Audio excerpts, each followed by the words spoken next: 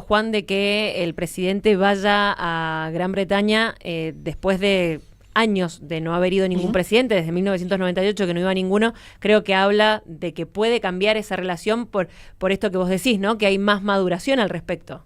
Exacto, y que presenta una Argentina más madura.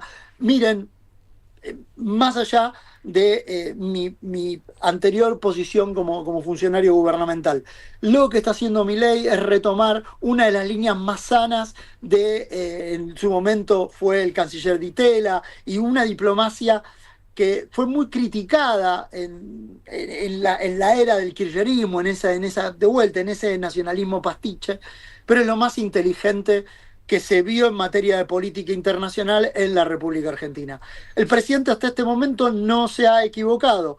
Ha logrado que Estados Unidos, producto de las condiciones internacionales vigentes, esté de vuelta involucrado en lo que sucede en el Atlántico Sur y actúe como lo que se conoce como un mediador honesto, más allá de que obviamente pueden haber algunas discusiones sobre, bueno, qué consideramos un mediador honesto, pero que al menos vuelva sin perder la neutralidad, vuelva a actuar como un actor que le dice al Reino Unido de Gran Bretaña: mirá, me parece que ya te estás pasando de rosca en algunas cosas y que necesitamos a la Argentina de este lado del mundo. Es bueno para la Argentina, es bueno para los Estados Unidos, es bueno para el Reino Unido. Y, por ejemplo, fíjate ahora con el diferendo petrolero que existe, digamos, posiblemente la empresa Navitas comience con la explotación eventualmente de petróleo en el Atlántico Sur, lo cual va a llevar a discusiones muy complejas bilaterales entre la Argentina y el Reino Unido, que deben ser atacadas en la lógica diplomática en la que hemos entrado, pero que el gobierno de Israel marcó seriamente el posicionamiento a favor de la Argentina y que haya una solución pacífica de disputas. Hablar es mucho mejor que no hablar, y hablar en política internacional, aún en el desacuerdo, es mucho mejor que andar golpeando la mesa para la tribuna, pegar stickers de Malvinas en los colectivos y después hacer lo que hizo el kirchnerismo, que fue regalarle básicamente el Atlántico Sur a los ingleses. Profesor, en esta concepción de la nueva doctrina de seguridad nacional de Estados Unidos, que es un redimensionamiento de la doctrina Monroe, ¿sí? Proyectada ahora a todo el continente americano. ¿Cómo tiene que ser el diálogo con el Reino Unido con el tema proyección a la Antártida? A ver, dos cuestiones. En esa nueva dinámica existente dentro de los Estados Unidos de mirar el hemisferio como su propio espacio vital o su propio espacio de prosperidad, por así decirlo, para usar una palabra más correcta. Hay una repriorización de la República Argentina por su posición estratégica que hay hacia la Antártida. ¿Por qué hay una repriorización? Porque la República Argentina, junto con Chile, si bien Chile detenta el control del Estrecho de Magallanes, pero junto con Chile tienen responsabilidad en el control del pasaje de Drake y el Estrecho de Magallanes, y el Atlántico Sur. Cuando vos mirás la Antártida y cuando vos mirás esta dinámica norteamericana, que hay una política que va desde el Ártico a la Antártida, vos ves que hay un reclamo territorial compartido, competitivo entre Chile, el Reino Unido y Gran Bretaña. ¿Cuál era el gran problema que tenía la República Argentina? Y de vuelta, esto es la miopía estratégica del kirchnerismo, en transformarnos a nosotros en una especie de jamón del medio, de sándwich, y hacer de que Chile y el Reino Unido, que se llevaban bien antes de la guerra de Malvinas y después de la guerra de Malvinas se lleven mejor, se siguieran llevando mejor y siguieran coordinando estratégicamente. Bueno, lo que hay que lograr es que entre los tres coordinemos estratégicamente, porque tenemos los tres mucho que perder si la dinámica en la Antártida se transforma de una alteración del status quo a un revisionismo en el status quo. Recordemos que nosotros somos la parte más débil de los tres, más allá de nuestra posición geográfica, que es una cuña y que nos da una ventaja relativa muy importante, y que país nuestro como tal tiene un peso relativo en los asuntos atlánticos y en los antárticos de mucha relevancia, en términos estratégicos militares sigue siendo débil y nos va a llevar mucho tiempo reconstruir un pie de fuerza. Por eso el presidente, desde que llegó al gobierno y el ministro Petri tomó la cartera de defensa, lo que se hizo fue reconstruir ese pie de fuerza y empezar a tener una política hacia la Antártida activa. Recordá que el primer viaje a territorio argentino del ministro Petri fue a la Antártida, y eso fue toda una señal porque fue el ministro de Defensa que rápidamente se movió a la Antártida. Y el presidente fue a la Antártida, no es un dato menor tampoco, acompañando al presidente justamente. Y en ese aspecto lo que tenemos que hacer es, manteniendo nuestro reclamo de soberanía, entendiendo de que ese reclamo de soberanía es competitivo con el del Reino Unido y con el de Chile, tener relaciones cooperativas y tener una presencia activa y que no decaiga.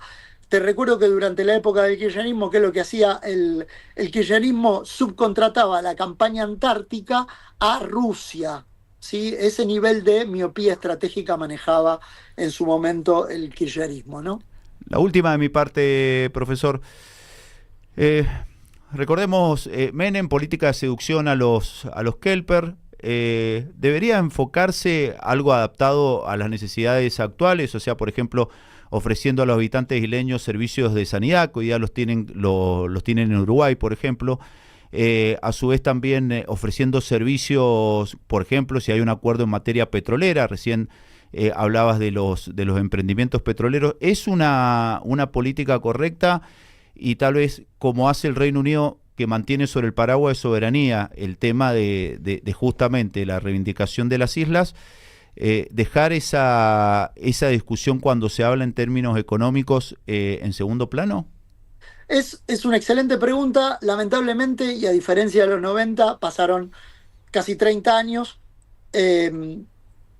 perdón, un poquito más, casi 40, y los servicios de salud se los provee Chile y la República del Uruguay. Lo han resuelto desde ese punto de vista, cuando la Argentina ejerció un bloqueo sobre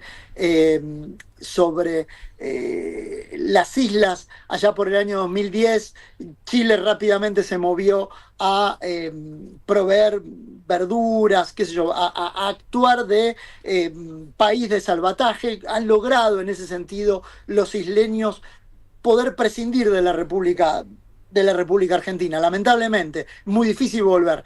La política de seducción siempre va a ser criticada por gran parte del pueblo argentino porque no es entendida, pero por otro lado también la política de seducción sacó lo peor de los Kelpers, y realmente los Kelpers en estos últimos 15 años han demostrado que si por ellos fueran, no quisieran tener absolutamente nada que ver con la República Argentina.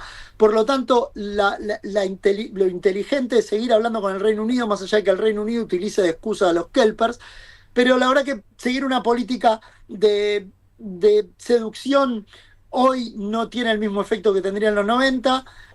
La verdad que tampoco tenemos que llevarnos bien, tenemos que tener algún tipo de paciencia estratégica y tampoco necesitamos como que seducir a los Kelper, que han sido bastante desagradables con la República Argentina. El foco del gobierno, que es hablar con el Reino Unido, es el correcto y ese es el que se sigue hablando. El gobierno no quiere hablar con los Kelpers, en definitiva me parece muy bien, es hablar con el dueño del circo, que en este caso es el Reino Unido, más allá de que lo vaya presentando en función de sus intereses también estratégicos, porque esto es una cuestión bilateral con el Reino Unido.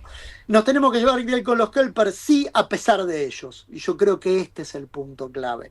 Sí, nos tenemos que llevar bien a pesar de ellos, y entender de que, bueno, de que la memoria histórica funciona. Ahora, ¿qué es lo que hay que protestar y en qué es lo que tenemos que estar muy atentos? En dos cuestiones que son centrales y que ahí nuestros vecinos a veces se prestan al juego, ya sean algunos países africanos y Chile. Hay que tener mucha atención a los cambios demográficos. Demográficamente está visto de que las Islas Malvinas es inviable, por lo tanto en los próximos años pueden llegar a practicar algún tipo de reemplazo de población demográfica, y ahí los chilenos son los primeros en levantar la mano. A veces hay que tenerlo muy presente, que Chile es un jugador muy inteligente, que ha sabido jugar muy bien las relaciones internacionales y su relación con el Reino Unido, y no ha sido, digamos, lo socio que la República Argentina podía esperar, como muchas veces la República Argentina no lo fue con ellos. Creo que con Chile necesitamos una conversación un poco más madura.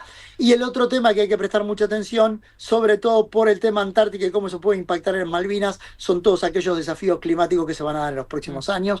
Ahí sí tenemos que estar muy atentos, ahí sí tenemos que ser muy estratégicos, y ahí sí necesitamos a una Cancillería que esté muy atenta para protestar la cuestión de los saldos demográficos.